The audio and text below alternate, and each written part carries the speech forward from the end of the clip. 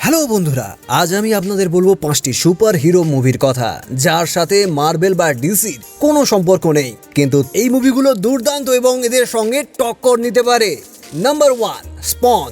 1997-এ এসেছিল এই মুভিটি। এই মুভিতে আপনি দেখতে পাবেন আল সিমস নামে একটি ছেলে, আর এই ছেলে টপ লেভেলের গভর্নমেন্ট ঘাতক হয় পরবর্তীকালে। আর এটি একটি মিশন চলাকালীন তার বস তাকে ধোঁকা দেয় এবং জ্যান্ত পুড়িয়ে দেয়। আল সাইমন মরার পর তাকে নরকে নিয়ে যাওয়া হয় এবং সেখানে গিয়ে মেল বঞ্জিয়া নামে এক শয়তানের সাথে তার দেখা হয়, আর সে সাইমনকে পৃথিবীতে ফেরত পাঠানোর জন্য রাজি হয়ে যায়, কিন্তু তার বদলে সে তাকে বানিয়ে দেয় নরকের সিপাই। স্পন। এটি হওয়ার পর তার কাছে অনেক সুপার পাওয়ার আসে, কিন্তু কেউই তাকে পছন্দ করে না কারণ তার মুখ পোড়া থাকে, আর তাই সবাই তাকে দেখে ভয় পায়। এখন আল সিমস কিভাবে মানুষের মধ্যে নিজের জায়গা তৈরি করবে এই মুভিতে আপনি দেখতে পাবেন। এই মুভিটা আপনি পাবেন অ্যামাজন প্রাইমে। Number 2, bright burn. 2019 সালে মুক্তি পায় এই ছবিটি। একটি কাপল যাদের কোনো সন্তান ছিল না, তারা একটি বাচ্চা চায়, কিন্তু হঠাৎ তার বাড়ির কাছে একটি স্পেসশিপ আসে যার মধ্যে একটি বাচ্চা থাকে। সেই কাপল সেই বাচ্চাটিকে 12 বছর পর্যন্ত নিজেদের মতো করে বড় করে এবং নাম রাখে ব্র্যান্ডন।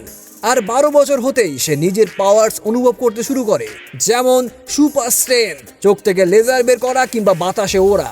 কিন্তু সে সুপার হিরো হওয়ার বদলে তার এলিয়েন সহজাত প্রবৃত্তি তাকে ভুল কাজ করতে বাধ্য করে, যেমন পৃথিবীতে কবজা করা, মানুষদেরকে ক্ষতি করা।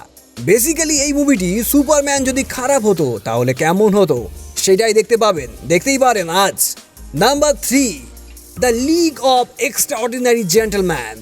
2003 সালে এই মুভিটি মুক্তি পায়। এটিতে আপনি দেখতে পাবেন একটি মিস্টিরিয়াস ভিলেনকে যাকে দ্য ফ্যান্টম বলা হয়, যে দুনিয়াতে ওয়ার্ল্ড ওয়ার করানোর চেষ্টা করছিল, এবং এই বিপদকে আটকানোর জন্য ব্রিটিশ গভর্নমেন্ট একটি সুপার হিরো টিম তৈরি করে।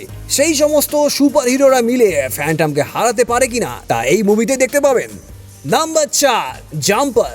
2008 সালে মুক্তি পাওয়া এই ছবিটি। এতে আপনি দেখতে পাবেন একটি ছেলে যে একদিন জানতে পারে তার কাছে যে কোনো জায়গায় টেলিপোর্ট করার পাওয়ার আছে, কিন্তু এই পাওয়ারের কারণেই তার পিছনে একটি গ্রুপ লেগে যায়। এখন সে গ্রুপ কিভাবে বাঁচে এটা তো আপনাকে মুভি দেখেই জানতে হবে।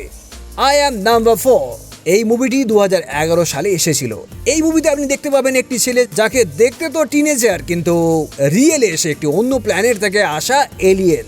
আসলে তার প্ল্যানেটকে মোগাডোরিয়ান্স নামে খতরনাক এলিয়েনরা ধ্বংস করে দিয়েছিল, আর যে লোকরা বেঁচে গিয়েছিল তারা 9টি শিশুকে চুজ করে এবং তাদেরকে একটি ভিন্ন পাসওয়ার্ড দিয়ে পৃথিবীতে লুকিয়ে রাখে।